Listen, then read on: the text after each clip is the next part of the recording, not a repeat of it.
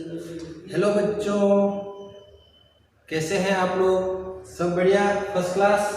आज क्लास 12 का हम टॉपिक लेकर आए हैं इलेक्ट्रिक फ्लक्स।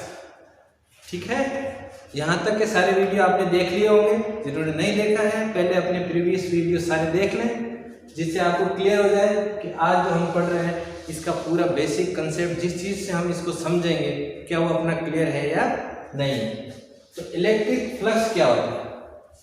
इलेक्ट्रिक फ्लक्स के लिए हम लिखेंगे number of field lines. Electric flux क्या होता है? Number of field lines crossing a particular area, crossing a particular area, perpendicular,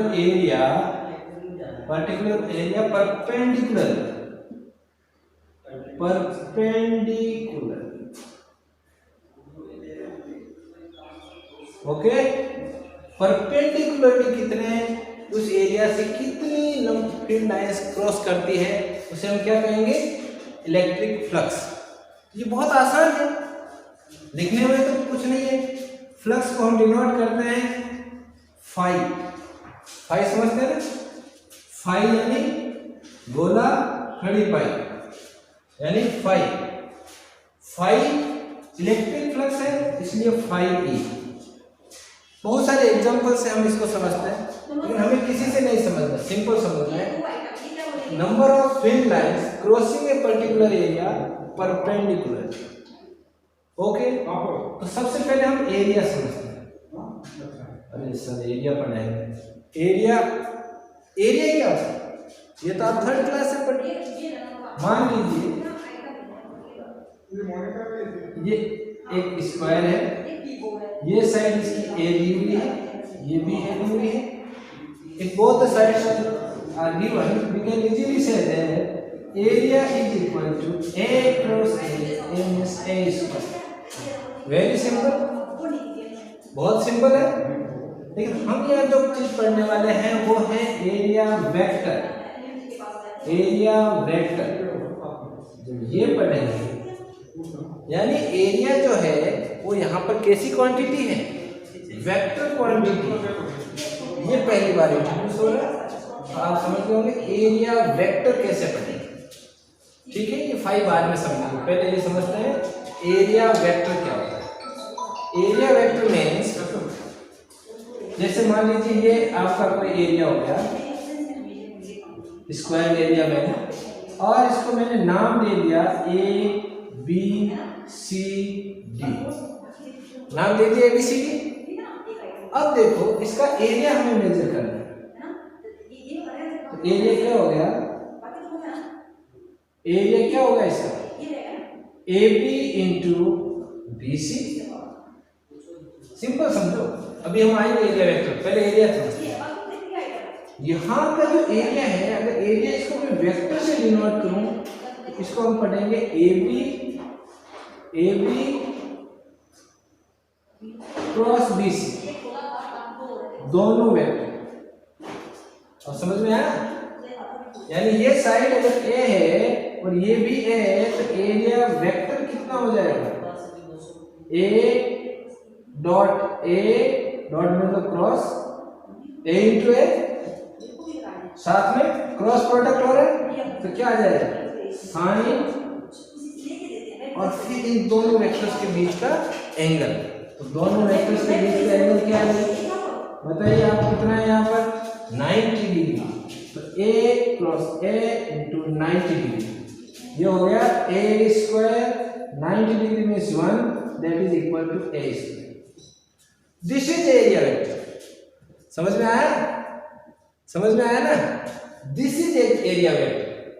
तो एरिया वेक्टर पहली बार पढ़ रहे हैं आप। एरिया आप दूसरी तीसरी क्लास से पढ़ रहे हैं, लेकिन एरिया वेक्टर में कैसे? अब वो पहली बार फील हुआ होगा कि एरिया भी वेक्टर क्वांटिटी है। कैसी क्वांटिटी है? Vector quantity. क्रॉस प्रोडक्ट हो रहा है, तो इसका मतलब जो एरिया है उसकी एक डायरेक्शन आएगी। डॉट प्रोडक्ट होता है तो स्केलर होता है, लेकिन यहाँ क्या हो रहा है? क्रॉस प्रोडक्ट हो रहा है, तो कैसी क्वांटिटी आएगी? वेक्टर क्वांटिटी आएगी। तो यहाँ पर हमें इसको डायरेक्शन भी लिखनी पड़ेगी, ये तो इसका मैग्नीट्यूड हो गया। तो डायरेक्शन कैसे आएगी भाई? क्रॉस प्रोडक्ट में डायरेक्शन कैसे आती है? परपेंडिकुलरली। अरे भाई एक ऐसा है दूसरा ऐसा है, मैं आपको समझाता हूँ। जैसे मान लीजिए ये एक्सिस है, ये एक्स एक्सिस है, ये ओरिजिन हो गया, ये आपका वाई एक्सिस हो गया, ये जेड ले लिया, मान लेते हैं ये जेड है। अब देखो बच्चों यहां पर ये एरिया है, ये एरिया मैंने यहां रखा, ये A B C D, area vector समझना बहुत जरूरी है, इसके बिना आगे कुछ नहीं है। ए बी सी डी ये एरिया आ गया। अब देखो ये साइड ए ले ली, अब इसकी डायरेक्शन क्या होगी? ये इसके ऊपर है परपेंडिकुलर, जेड एक्सिस ऐसे है, तो इसका जो एरिया का डायरेक्शन आएगा वो कैसे आएगा? इस साइड में आएगा। अगर क्रॉस प्रोडक्ट करेंगे ऐसे होगा तो इस साइड में आएगा या अंदर की साइड में जाएगा, but perpendicular to that surface. तो इसका जो डायरेक्शन आएगी, जैसे यहाँ हमने लिया इसको, ये तो आई कैप वाली डायरेक्शन हो गई, ये कौन सी हो गई? जे कैप वाली। तो इनका जो हम क्रॉस प्रोडक्ट करेंगे दोनों का क्रॉस प्रोडक्ट करेंगे तो एरिया क्या आएगा? ए स्क्वायर आई और जे का क्रॉस के कैप यहाँ पर इसकी डायरेक्शन बता रहा है। तो डायरेक्शन क्या होगी? जैसे मान लो आपको ये व्हाइट बोर्ड दिखाई दे रहा है, इसका ये एरिया है, इसकी डायरेक्शन क्या होगी? ऐसे perpendicular to surface, perpendicular to surface, whether it is outward और इनवर्ड। आउटवर्ड भी हो सकती है, इनवर्ड भी हो सकती है, ठीक है।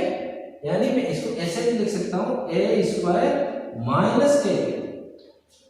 अगर इनवर्ड होगी तो क्या आएगा? माइनस के। तो एरिया वेक्टर समझना बहुत जरूरी है। यहां एरिया कौन सा है? ये हम 2 डायमेंशन ले रहे हैं या 3 डायमेंशन ले रहे हैं? तो बच्चों मैं आपको बता दूं कि 2 डायमेंशन में जो सरफेस होता है इसको बोलते हैं ओपन सरफेस। कैसा सरफेस है? ओपन सरफेस है। इसीलिए तो इसमें पॉजिटिव डायरेक्शन भी हो सकती है, नेगेटिव भी हो सकती है। और 3D में कौन सा सरफेस होता है? क्लोज्ड सरफेस, जो कि हमारे इस लेसन में काम आने वाला है। कैसा होता है? Closed surface. इसको थोड़ा सा भी हम पढ़ते हैं। तो ये ओपन सरफेस तो आपको समझ में आ गया। इसमें डायरेक्शन क्या होगी? Perpendicular to the surface, whether it may be outward और इट मे बी इनवर्ड। अंदर भी हो सकता है, बाहर की साइड में हो सकता है, लेकिन होगा कैसा? परपेंडिकुलर। किसके? उस सरफेस के। यानी ये जैसे आपका सरफेस है, ये सरफेस है, तो इसके परपेंडिकुलर ये डायरेक्शन आएगी। एरिया की डायरेक्शन कौन सी होगी? ये इधर भी हो सकती है, इस साइड में भी हो सकती है ना? समझ में आ गया? आना भी चाहिए, है ना? आना भी चाहिए। बहुत सिंपल चीज है। एरिया वेक्टर समझ में आ गया आपको? कैसे निकालेंगे? क्रॉस प्रोडक्ट करके निकालेंगे। अच्छा, साफ कर दो इसको। अब हम देते हैं 3D फिगर लेते हैं। सिंपल सी 3D फिगर लेते हैं। सबसे सिंपल 3D फिगर कौन सी है भाई? सबसे सिंपल एरिया वेक्टर पढ़ रहे हैं ना? सबसे सिंपल 3D फिगर कौन सी है? क्यूब। सबसे सिंपल कौन सी होती है? क्यूब। ये लो जी, ये मैंने एक क्यूब बनाया। इतना सुंदर नहीं बना है जितना आप लोग बनाते हैं। ये लीजिए, ये होगी 3D फिगर। इसका भी एरिया है ना? इसका भी एरिया है। तो बताओ बच्चों, इसमें एरिया वेक्टर की डायरेक्शन क्या होगी? तो बच्चों आपको ये याद रखना है कि पहली चीज तो ये क्लोज्ड सरफेस है। कैसा सरफेस है? क्लोज्ड सरफेस है। क्यों है क्लोज्ड सरफेस? क्योंकि ये 3D फिगर है। 3D फिगर है इसलिए ये कैसा सरफेस है? क्लोज्ड सरफेस है। क्लियर? पहला का कैसा हो गया? Closed surface. अब इसकी डायरेक्शन, तो बच्चों इसकी डायरेक्शन में यहां देखो, ये जो सरफेस आ रहा है इस साइड, ये सरफेस है, इसकी 2 डायरेक्शन होगी। एक परपेंडिकुलर अंदर की साइड में, एक परपेंडिकुलर बाहर की साइड में। आपको ये याद रखना है कि जब भी 3D फिगर आएगी, जब भी क्लोज सरफेस आएगा, डायरेक्शन लेंगे आउटवर्ड। कौन सी डायरेक्शन लेंगे? आउटवर्ड एंड परपेंडिकुलर, यानी आउटवर्ड भी हो और परपेंडिकुलर भी। डायरेक्शन कौन सी लेनी है? Outward and perpendicular. अंदर वाली नहीं लेंगे। अंदर वाली कब लेंगे? जब ओपन सरफेस। क्लोज सरफेस में कैसे लेंगे? आउटवर्ड। तो इसकी क्या हो जाएगी बच्चों? इधर वाला जो ये मैंने सरफेस लिया है, इसकी डायरेक्शन क्या होगी? इस साइड, अंदर वाला नहीं। और ये जो ये है मेरी साइड में जो सरफेस है, इसकी डायरेक्शन क्या होगी? ऐसे। क्या होगी? ऐसे, बाहर की तरफ, नॉट इनवर्ड, आउटवर्ड। क्लियर हो गया? एरिया वेक्टर समझ में आ गया बच्चों? अच्छा, एरिया वेक्टर की मतलब एरिया की डायरेक्शन क्या होगी? एरिया की डायरेक्शन क्या होगी? मान लीजिए ये सर्किल, एक मैंने सर्किल लिया, ये इसका सर्किल का एरिया होगा, डायरेक्शन क्या होगी? तो पहले हमें क्या देखना है? पहले हमें क्या देखना है? ये देखना है कि ये जो है ओपन सरफेस है, ये क्लोज सरफेस है। ओपन है, ओपन है, सर्किल तो ओपन है, 2 डायमेंशनल है, तो इसकी डायरेक्शन होगी ये, और ऐसे नीचे से ऐसे, दोनों साइड में होगी, आउटवर्ड भी इनवर्ड भी, ऊपर भी नीचे। समझ में आया? ये किसके डायरेक्शन होगी? इस ओपन सरफेस। और अगर मैं इसको,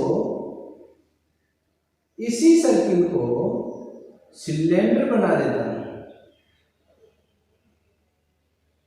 ऐसे फिगर, सुंदर नहीं बन रही फिगर, लेकिन आप समझ, इसमें 3 सरफेस है।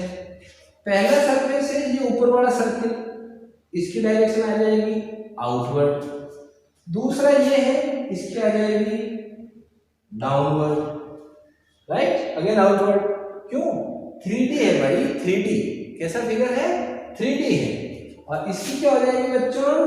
बाहर की तरफ। इस साइड में क्या हो जाएगी? बाहर की तरफ। तो कौन सा एरिया कहां पर किस तरह की डायरेक्शन लेके बैठा है, ये हमें क्लियर होता है एरिया वेक्टर से। एरिया वेक्टर से। ओके, क्लियर हो गया एरिया वेक्टर? समझ में आ गया कि एरिया वेक्टर की डायरेक्शन क्या होगी। अब आते हैं हम वापस फ्लक्स पे, इलेक्ट्रिक फ्लक्स। तो बच्चों इलेक्ट्रिक फ्लक्स का हम पढ़ते हैं। मान लीजिए यहां पर एक यूनिफॉर्म इलेक्ट्रिक फील्ड है। कैसा इलेक्ट्रिक फील्ड है? यूनिफॉर्म इलेक्ट्रिक फील्ड है, उसकी डायरेक्शन ये है। अब मान लो कि यहां पर मैं एक एरिया लेता हूं, ये एरिया मैंने लिया, आपको ये बताना है कि इसमें इलेक्ट्रिक फ्लक्स कितना है, यानी जो फील्ड लाइंस है वो कितनी इसको क्रॉस कर रही है? परपेंडिकुलरली। कितनी इसको क्रॉस कर रही है? परपेंडिकुलरली। परपेंडिकुलरली कितनी? तो इसकी डायरेक्शन क्या होगी बच्चों? सबसे पहले तो ये देखना है कि इसकी डायरेक्शन क्या होगी। इसकी डायरेक्शन क्या होगी? ऐसा है ना, तो ऐसी होगी, इस साइड में होगी ना, या यूं होगी। समझ में आया? परपेंडिकुलर, या तो ऐसे होगी, या तो यूं होगी, या यूं होगी। परपेंडिकुलरली कितनी फील्ड लाइन क्रॉस कर रही है? क्रॉस कर रही है। कितनी क्रॉस करती है भाई? 3, 1 2 3, 3 लाइन्स। तो इसका फ्लक्स कितना हो गया बच्चों? 3। फ्लक्स कितना हो गया? 3 हो गया। अगर मैं इसमें इस इलेक्ट्रिक फील्ड को बढ़ा दूं, मोर स्ट्रॉन्ग इलेक्ट्रिक फील्ड, ऐसे फॉर्मूला लिखना होता तो मैं लिख देता। जैसे मान लो फाइव लिखा, ई लिखा, एक बच्चों ये होता है E.A, बात खत्म। लेकिन हमें ये नहीं करना, ये नहीं करना। पहले हमें इसको समझना है कि फ्लक्स क्या होता है और कब कब ये ज्यादा हो जाता है, कब कम हो जाता है, राइट। मैंने क्या किया, एक strong, more strong electric field लिया। लो जी, स्ट्रॉन्ग कैसे करते हैं? इलेक्ट्रिक फील्ड स्ट्रॉन्ग कब होता है, कब होता है बच्चों? जब फील्ड लाइंस ज्यादा डेंसर हो। When field lines are more denser then we can say that electric field is more strong. अरे छोड़ो, ठीक है, यानी ज्यादा क्लोजर होगी, ज्यादा पास पास होगी तो इलेक्ट्रिक फील्ड ज्यादा डेंसर, मतलब फील्ड लाइन ज्यादा डेंसर होगी तो इलेक्ट्रिक फील्ड ज्यादा स्ट्रॉन्ग होगा। अब उतना ही एरिया अगर मैं यहाँ पर लेता हूँ, उतना ही एरिया मैं वहां पर लेता हूँ तो क्या होगा? ज्यादा फील्ड लाइन क्रॉस करेंगे, यानी जो इलेक्ट्रिक फ्लक्स है वो यहाँ पर कितना हो गया? 1 2 3 4 5 हो गया। It means more strong electric fields generate more flux. अगर इलेक्ट्रिक फील्ड ज्यादा होगा तो फ्लक्स भी ज्यादा होगा। फ्लक्स कैसा होगा? ज्यादा होगा। क्लियर? अब मैं एरिया बढ़ा दूं, अब मैं क्या बढ़ा दूं? एरिया, यानी ये तो इतनी है, इसी को मैं आगे ले जाता हूं। ये लो जी, ये तो इतनी ही है, नंबर ऑफ फील्ड लाइंस तो इतनी ही है, मतलब कहने का मतलब उतनी ही क्लोजर। एरिया बढ़ा दिया, एरिया बढ़ा दिया तो बच्चों अब फ्लक्स कितना हो गया? फ्लक्स कितना हो गया यहाँ पर? 1 2 3 4 5 6 हो गया। It means if we have more area then we can write more flux. Okay, it means electric flux depends on electric field and it is proportional. Again we can say electric flux is directly proportional to area, because if we increase area then we can say electric flux will be more. Simultaneously if we will decrease then we can say that electric flux is less. Okay, समझ में आया? समझ में आया ना? Electric flux है क्या? ऐसे ऐसे जितनी फील्ड लाइन इनमें से निकलेगी that is called electric flux. Okay, साफ कर दें? अच्छा, तो आपका इलेक्ट्रिक जो फ्लक्स है वो क्या हो गया बच्चों?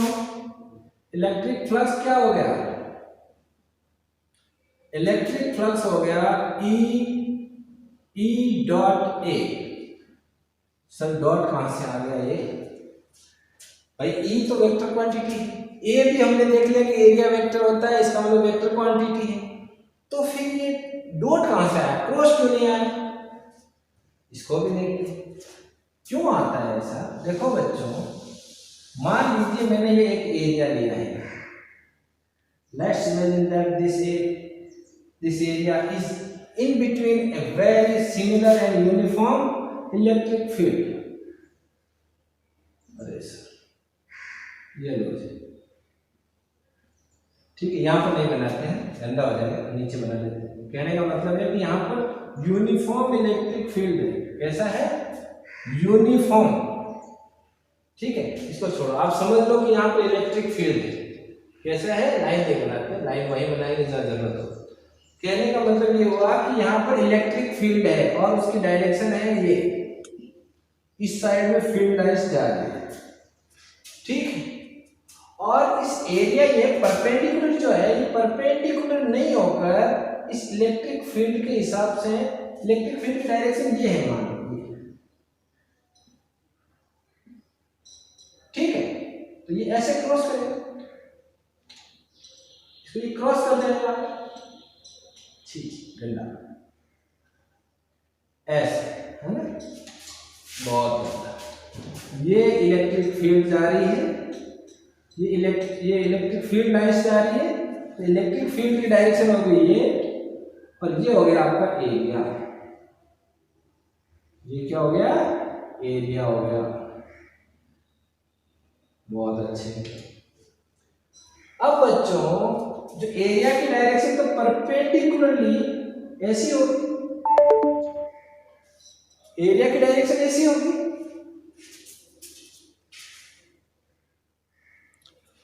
ओके, एरिया की डायरेक्शन ऐसी होगी। अब यहां कोई ना कोई एंगल क्रिएट हो रहा है, दैट इज थीटा। ये तो हो गया आपका एरिया की डायरेक्शन, ये हो गया इलेक्ट्रिक फील्ड। अब डेफिनेशन पे जाओ। Number of field lines crossing a particular area perpendicularly, यानी इसको जो परपेंडिकुलरली यानी ए की जो डायरेक्शन में है, ये जो ए का वेक्टर है, इसी डायरेक्शन में जो कंपोनेंट होगा वही ये डिसाइड करेगा। वो क्या डिसाइड करेगा कि परपेंडिकुलर कौन है, परपेंडिकुलरली कौन सा कंपोनेंट होगा। ये ऐसा है ना, ऐसा ये एरिया है, ये आपका हो गया थीटा एंगल पे इलेक्ट्रिक फील्ड है ना। अब इसके परपेंडिकुलर कौन सा होगा, यानी इस एरिया वेक्टर की दिशा में कौन सा कंपोनेंट आएगा, ये cos थीटा। और यहां कौन सा आएगा, e sin थीटा। ये तो उस एरिया के बिल्कुल चिपकता हुआ है, परपेंडिकुलर नहीं है। परपेंडिकुलर कौन सा कंपोनेंट है, e cos थीटा। समझ में आया नहीं? कौन सा परपेंडिकुलर कौन सा होगा, यानी ये एरिया है तो इसके परपेंडिकुलर यहां तो ये आएगा ना cos theta, e cos theta. चलो जी लिखें, गुणा कर दे दोनों। phi is equal to e cos theta into a। तो ये क्या हो गया बच्चों, e a cos theta, and therefore we can write it E dot A। समझ में आया, E dot A। ये हम इसीलिए लिखते हैं, इसका मतलब हुआ कि ये जो है ये स्केलर क्वांटिटी है, क्योंकि डॉट प्रोडक्ट कैसा होता है, स्केलर होता है। कैसा होता है, स्केलर होता है। क्लियर हो गया? मेरे हिसाब से फ्लक्स का जो कंसेप्ट है, इसकी जो फील है वो आपको समझ में आ गई कि हम फ्लक्स कहेंगे किसको। अब बात होगी केवल कैलकुलेशन की। तो बच्चों मैं एक 3D फिगर ले लेता हूं।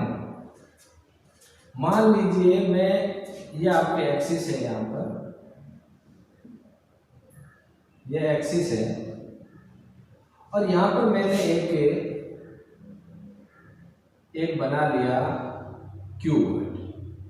क्या बनाया मैंने, क्यूब।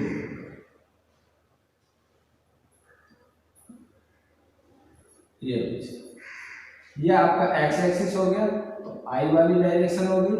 ये वाई एक्सिस हो गया, that is called J direction, that is के direction for Z axis.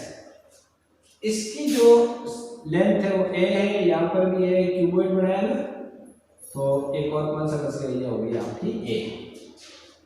Right, हमें कैलकुलेट करना है कि ये यहाँ पर एक यूनिफॉर्म इलेक्ट्रिक फील्ड है।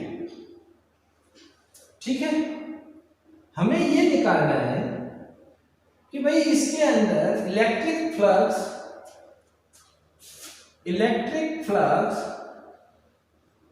कितना इसमें से फ्लो हो रहा है, कितनी number of field lines cross कर रही है, कहने वाले इलेक्ट्रिक फ्लक्स कितना जा रहा है यहाँ से।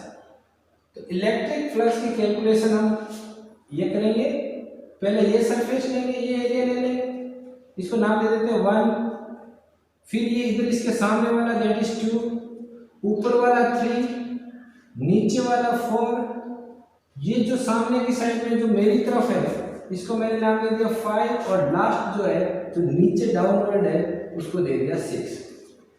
अब हम कैलकुलेशन स्टार्ट करते हैं। Flux for area 1, electric flux for area 1 क्या होता है बच्चों, E डॉट A तो ये क्या आ जाएगा यहाँ, ये डायरेक्शन लेंगे आउटवर्ड, ये हो गया बच्चों ई ए कॉस थीटा। कॉस कितना हो जाएगा यहाँ 180 डिग्री थीटा। इलेक्ट्रिक फील्ड की डायरेक्शन ये है, एरिया की डायरेक्शन ये है, यानी 180 डिग्री। तो ये हो गया आपका माइनस ई ए कितना है माइनस ई ए कितना है यहाँ पर ए इंटू ए स्क्वायर। ये पहले से हो गया। दूसरे से क्या होगा बच्चों 5 E for second surface. Second कौन सा है इसके opposite, so that will be equal to again E dot A। तो E A for A square direct लिख देता हूँ E A cos थीटा। तो cos यहाँ पर क्या आएगा 0 और cos 0 की वैल्यू हो गई 1, तो E2 आ गया E A स्क्वायर। ओके ठीक है, नाइस, ठीक है भाई। अब देखो E3 अब समझ में आने लगा है ना, थोड़ा थोड़ा समझ में आने लगा। E3 ऊपर की तरफ ये, तो E3 में जो एरिया वेक्टर होगा वो इस साइड होगा, और जो इलेक्ट्रिक फील्ड की साइड में इस साइड में दोनों के बीच में एंगल कितना है 90 डिग्री। तो क्या आ जाएगा बच्चों कुछ भी हो E A cos 90 and what is the value of cos 90 that will be equal to 0, so it will become 0. Similarly for the fourth surface we again get flux for fourth surface that is equal to 0, because here we have the direction of the area vector downward and it is perpendicular to the electric flux electric field. Okay, now for the fifth and sixth, where is the fifth area, that one area मेरी side जो है ये कौन सा है fifth. तो क्या हो जाएगा बच्चों E5 ये भी 90 डिग्री होगा, समझो इसको, डायरेक्शन ये है और ये आ गई आपकी एरिया की डायरेक्शन, तो क्या हो गया 90 डिग्री। तो E5 will be 0 and 5 of E6 that is also equal to 0, क्योंकि 6 कौन सा है नीचे की साइड, ठीक है। यहाँ पर भी 90 डिग्री, इनके ये सब 0 हो जाएगा क्योंकि यहाँ पर cos 90 डिग्री का एंगल बन रहा है इलेक्ट्रिक फील्ड और एरिया के बीच। बहुत बढ़िया, लंबी सांस लो, ठीक है, बहुत कुछ पढ़ लिया। टोटल फ्लक्स कितना हो गया, सबको ऐड कर दो, 5 of E1 plus 5 of E2 plus 5 of E3 plus 5 of E4 plus 5 of E5 plus 5 of E6। ये कितना है बच्चों माइनस EA स्क्वायर, ये कितना है plus EA square plus 0 plus 0 plus 0 plus 0, तो ये भी 0 हो गया। कहने का मतलब है कि इसमें से टोटल नेट फ्लक्स जो निकल रहा है, नेट इलेक्ट्रिक फ्लक्स जो है वो कितना निकला 0। This is the way of calculating the particular surface. ये कौन सा सरफेस है, ओपन है या क्लोज है, क्लोज सरफेस है। सिलेंडर का करके देखना, समझ में आया, ठीक है। इलेक्ट्रिक फ्लक्स की जो फील है वो आपको मिली होगी। बहुत बहुत धन्यवाद, आप लोगों ने बड़े पेशेंस से इसको पढ़ा, और ठीक है। लेकिन अब उसके बाद हम पढ़ेंगे गॉस लॉ। अगर आप इसको इस तरह समझेंगे और पूरा फील लेके पढ़ेंगे तो आपको इस गॉस लॉ को समझने में कोई दिक्कत नहीं आएगी। अदरवाइज आप अगर डायरेक्ट फॉर्मूला से पढ़ोगे कि sir E equal to E dot है, तो ए कौन सा, ए की डायरेक्शन कौन सी और ई की डायरेक्शन कौन सी, यहीं उलझ के रह जाओगे और सारी प्रॉब्लम्स की जड़ यही होती है। ओके बच्चों, एसी भी नहीं लग रहा है मेरे यहाँ, गर्मी हो रही है। बहुत बहुत थैंक यू आपको, थैंक यू वेरी मच।